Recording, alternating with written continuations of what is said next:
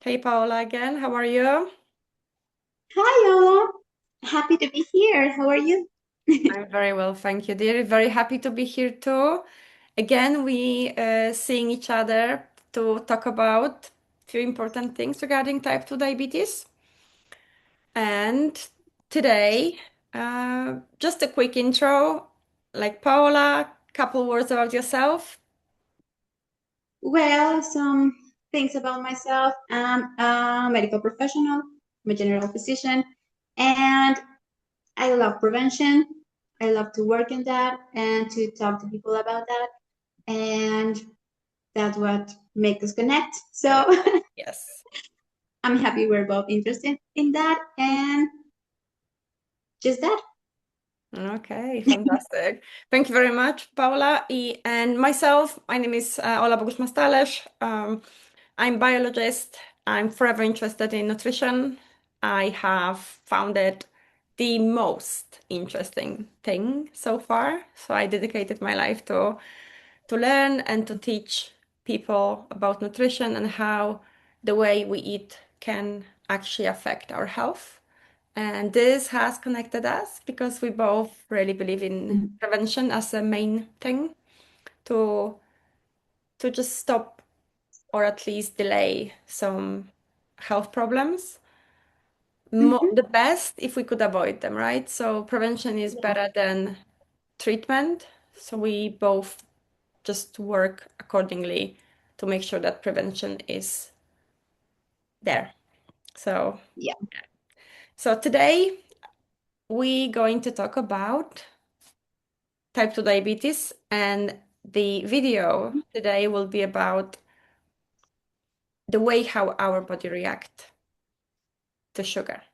Yeah. So, Paola, And that's something very interesting. And I'm very sorry I interesting. interrupt you, Yes, but it is I get very excited. interesting. This is how the whole story about type 2 diabetes starts Yeah. with understanding how does the body react to sugar. And I Okay, think we talked a little bit about that in our in the first previous video. video. Yeah, because we already mentioned that, well, in order to use carbohydrates, which are like one of the main source of energy for Hmm. our body, in order to get to that energy, our body needs to break all these carbohydrates that we ingest. Hmm. And what happens after that, right? That's the Right. interesting part. Um, and well, let's imagine we are just getting some carbs like a soda, right?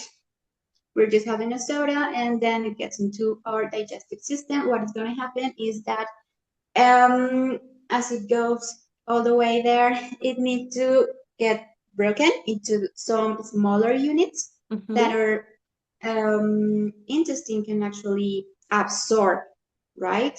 Yeah. And in order to do that, um, we are gonna get these smaller units called simple sugars. The Hmm. simple sugars are the ones that we are actually going to use as energy. And what happens? We get these simple sugars already done, and it's gonna get into our bloodstream. And when it gets there and it's traveling all the way around our body, our pancreas is gonna get this signal that hey, Hmm. there's some glucose going all over there. We need to use it because Hmm. it is nutrient, right? It is meant to be used in some way. Hmm. So the there are some cells called beta cells in Hmm. our pancreas. Okay. And these cells are going to get a sign that they need to produce some insulin. The Hmm. insulin is a natural hormone that our body produces that is going to help our body to actually use this glucose, right? This Hmm. glucose, again, just remembering from the previous video, glucose is a simple sugar, right? So, Yeah. in order to use this glucose, we get insulin. And insulin it's gonna get produced and it's gonna travel all the way to through our bloodstream to get to some cells. These target cells are the ones that are gonna convert glucose into energy. In Hmm. order to do that, glucose needs to get inside of the cells, and this is Hmm. where insulin is gonna make it work, Okay. right? It's gonna work as a little key opening the door in the cells so that some channels can get open and then glucose can get inside. And Okay. now inside of the cell, we need to think of the cells like a little individual. I like to see it that way because they have their own little organs. Mm-hmm. And cells have these a specific organ called mitochondria, which is the one that's gonna get this glucose and convert it into energy. The energy in the form of um, well, it's just some chemical stuff, but it's gonna be energy that we're gonna use in our body, Yes. and that's how it's gonna work. It's way more complicated, but this is just like the simple way The to simplest way to actually explain it, right? right, and I think it's very interesting. Yeah, it is very interesting because we if we're lucky, we'll get people to know that insulin lowering blood sugar, but the way how it's doing it is rarely known, is very rarely known. So Paula, thank you very much for explaining this idea that is a key that will allow the glucose to go inside the cell to reach the mitochondria where the conversion into energy, chemical energy will happen. So that is really interesting, really interesting. And so what does insulin do then? What else? How Well, does it work? insulin is not going to be just a key. As we said, it's just it goes way further than that. About like that. Mm-hmm. It's actually just a very important hormone. I think we just heard it everywhere that, yeah, you may have some insulin resistance. Mm-hmm. Yeah, but why? And how is that affecting my body in general? Well, it's just that it's not only going to help us use the glucose, but it is actually going to have some intervention too Mm-hmm. in our liver where we are going through this glyconeogenesis, Mm-hmm. where our liver is trying to keep some energy for us until the moment that we actually need it, right? And insulin is gonna be working there too to help our liver have this storage, and it's actually gonna be helping us to um, using amino acids Uh-huh. to get converted into proteins. Okay.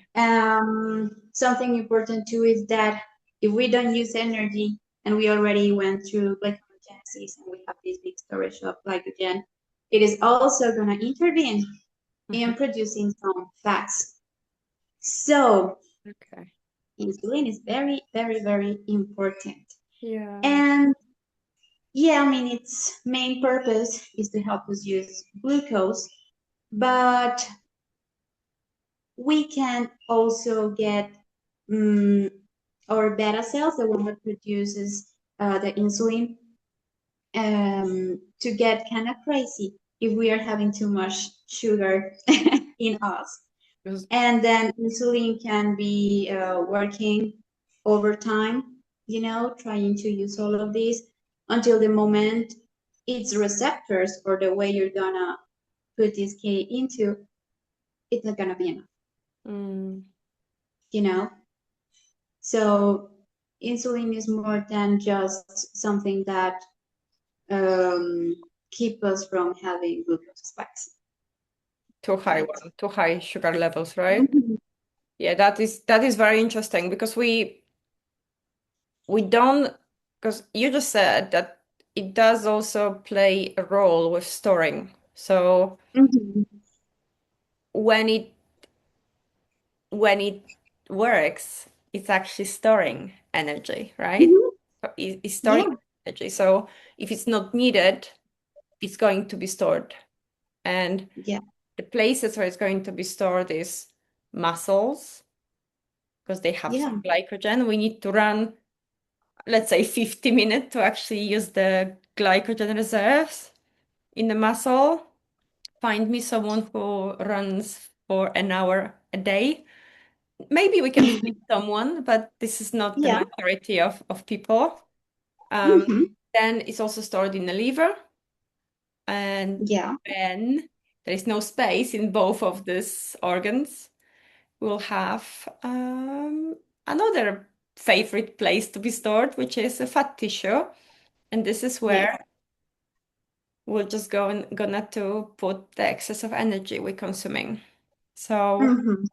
so that is the role of the insulin. And for me, very important, very interesting part of the insulin was when I realized that when the insulin level is higher than sort of minimal to keep us healthy, because we have insulin in our bloodstream nearly all the time because there's a Mm-hmm. baseline insulin. It's there because even if we don't eat, this energy is happening. The sugar level Yeah. is fluctuating anyway. Mm-hmm. So the insulin is there, but if the level of insulin is significantly higher, our body cannot actually use fat for energy. Mm-hmm. It's just using the glucose because when insulin is higher means the sugar level is high, and when sugar level is high is the life or death situation. We need to lower it to the safe Mm-hmm. level. So in that case, it will be silly for our body to actually, yeah, let's just now burn some fat when we have the dangerously high sugar level in the blood. So um, it is very, very, very interesting for me that there's multiple individuals, for example, trying to burn or lose excess fat, and they just failing. They can't do this, but they don't know this principle. They don't know how insulin works, and Mm-hmm. they constantly making the situation happen that the sugar level is high, so the insulin is high, and there is no way, or at least it is very, very difficult to actually mobilize the fat tissue for energy. Mm-hmm. The insulin is high.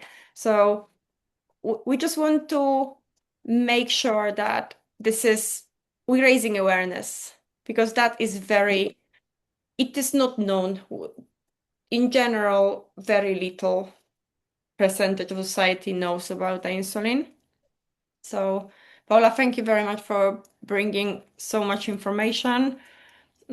I think now it is going to be clear what insulin does and how it works and what's happening with the Absolutely. energy.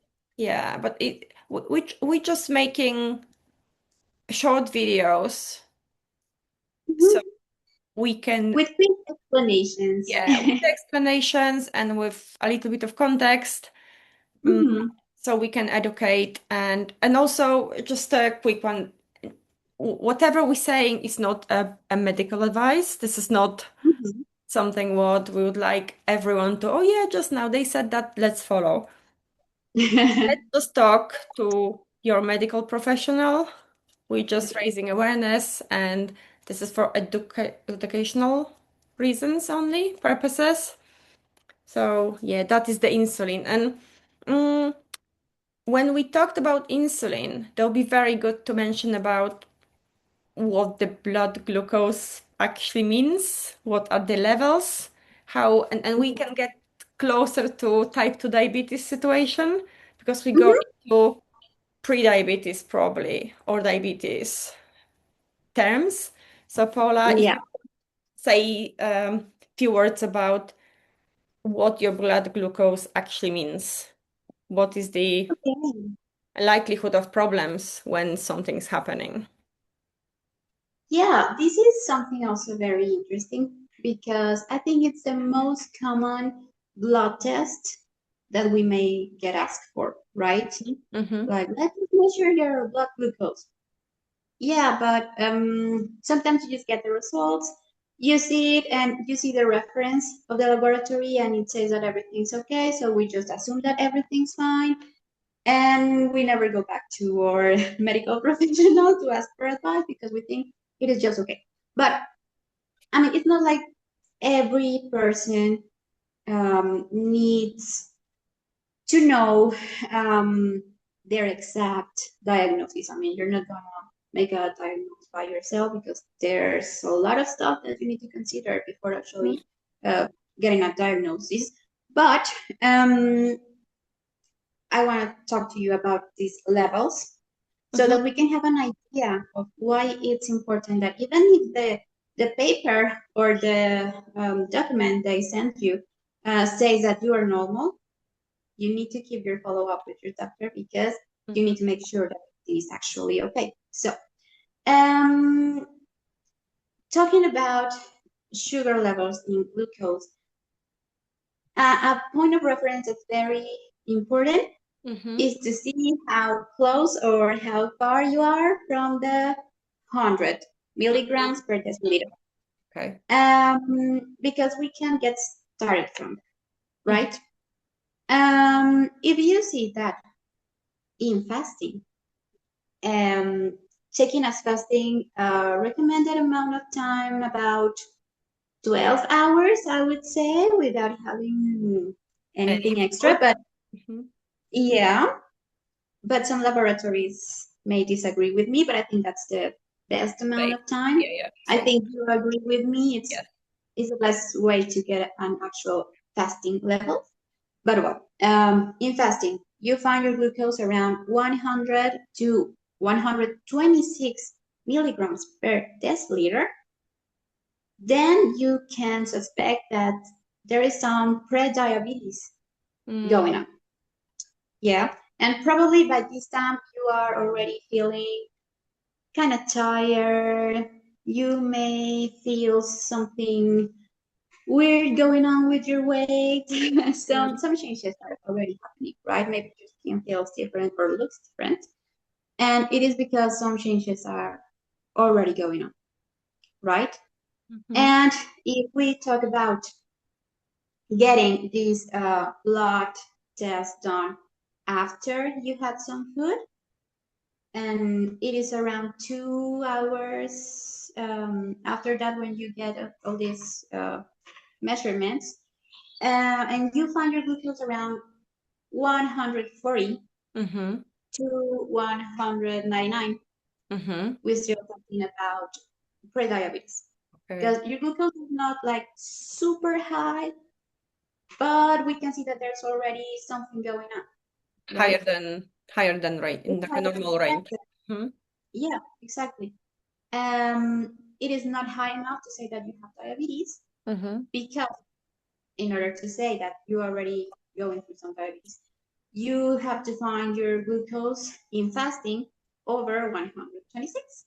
Mhm. And after eating, around 200, Okay. right? Mhm. If you find it anywhere around over that, you're already going through some diabetes, right? Probably, Yeah, probably. but Yeah, for sure exactly. thing is that you are. Yeah, But exactly. you need to look for all the numbers, right? But Mhm. it is probably diabetes already going on. And something here that we need to mention is that, as we said, um, our body has a way to take care of glucose, right? To use this glucose. Mhm. And it is always going to try to help us to be okay. Yeah. That's what our body is doing all the time, Yes. trying to keep us healthy and safe. So by the time that you find these levels, it's because it's been already a long time fighting an excess of glucose in your body, Mhm. right? So it's not like, I can wait for my Yeah, checkup. it's happened over Nothing's day. gonna happen.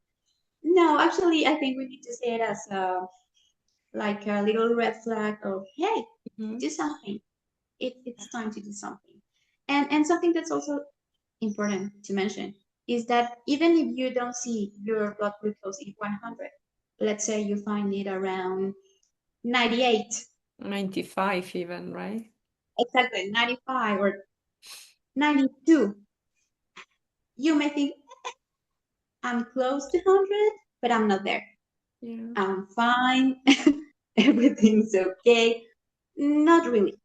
Why? Because as we said, by the time you are getting closer to this 100, your body is already making some big efforts to maintain everything in order. And if you're already close to the limit, it's because it's been too much. Mm, So the recommended healthier um, levels of blood glucose is around 80 milligrams per deciliter in fasting. mhm. Okay, that's a recommended amount of glucose that we need to see. So don't get yourself too Too too close to comfy. 100. If you exactly if you see it around 90, you have to do something, Yeah, right? And okay. that's something that we just see the lab results and we think, I'm fine. Well, no, maybe you need to actually go see your medical professional and ask if something needs to be done. And discuss it, right? Because it's better Mhm. to discuss it. So, um, thanks, Paula. That is very important to recognize that there is a normal range, but this normal range doesn't always just shows us that everything is fine. It's like we aim Exactly. for 80-ish for the fasting blood sugar level, blood glucose level. But Mm-hmm. a lot of people would make this mistake, seeing values over 90 or 99. I know multiple people like 97, 98 is normal. And it is normal on the paper, but it means Mm-hmm. that for a long time there is something already happening, and some of Mm-hmm. the health markers are already compromised because body Yeah. cannot cope with the normal sugar level. And when fasting sugar level is high, means that it's already damage in place. Yeah.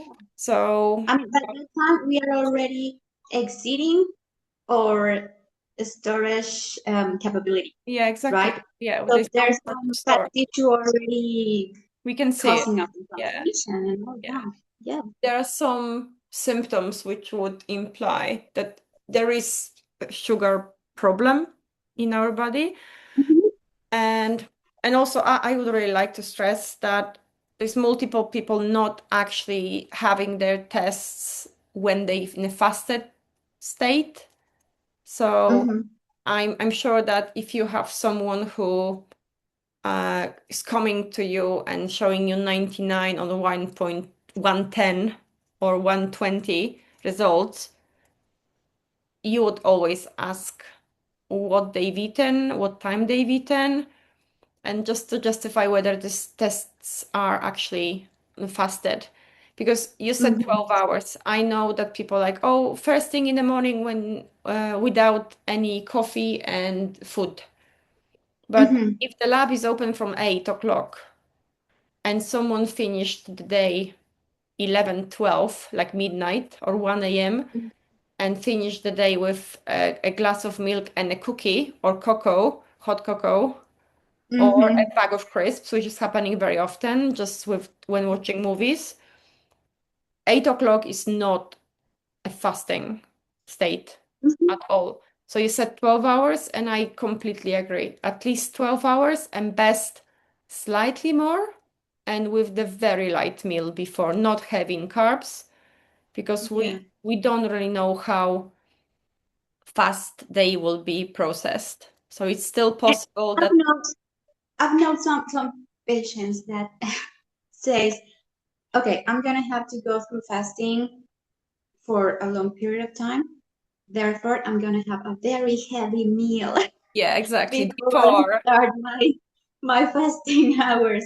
And well, no, you don't have to do that. I mean, you're gonna be asleep for Yeah, most of that time. It's not like you always have a heavy meal. Well, yeah, some people do, but you're yeah. not supposed to be Don't having have. a big meal before you go to sleep. Why are you doing this right when you're gonna have your lab test done, right? we'll absolutely have zero option to use this energy which you just Mhm, provided, right? So exactly. yeah, that is very important to understand. So Paula, we just went through insulin, its functions, and also the blood glucose levels, and we agreed that we will finish on this video, Yeah. because that's enough as a part of a knowledge. And Paula, thank you very much. Thank you for this information. Thank you for being here, and we're going to see each other in the next video very soon. Yeah. Very soon. Thank you very much, and speak to you later, Paula. Thank you. Bye bye bye. Thank you. Bye.